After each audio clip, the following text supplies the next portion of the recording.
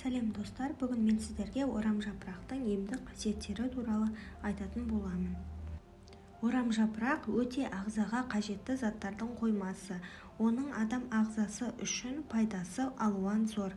Бірінші пайдасы зәр шығару қызметі бұзылған кезде орамжапырақ шырыны таптырмас құрал. Екінші пайдасы жүрек қан тамырлары үшін аса пайдалы. Үшінші пайдасы бауырдың ауруын жеңілдетеді. Төртінші пайдасына келетін болсақ, артық салмақтан зардап шегіп жүргендер үшін де пайдасы бар. Бесінші пайдасы буын ауруларына қыздырғыш ретінде пайдаланады. Алтыншы пайдасы қант диабеті ауруына шалдыққан адамдарға қанттың мөлшерін азайту мақсатында ұсынады.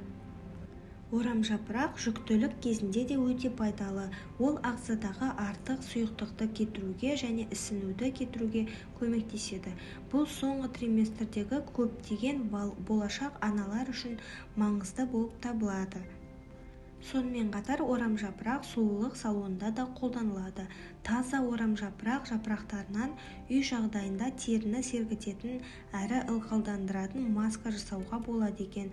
Шырыны шыққан орамжапырақ жапырағын бетіңізге қойыңыз. 20 минуттан кейін алып тастап, ылғалдандырғыш крем жағыңыз. Жасаң жапырақ шырынын сергіткіш лосьон ретінде де пайдалануға болады. Орамжапырақтың тағы бір пайдасы, егер ішімдікті ішу кезінде орамжапырақты жесе, онда адам тез арада масаймайды екен. Таңертеңгі уақытта орамжапырақ салатын тұздалған немесе ашытылған орамжапырақты тұтыну мастықтың салдарынан арылуға көмектеседі.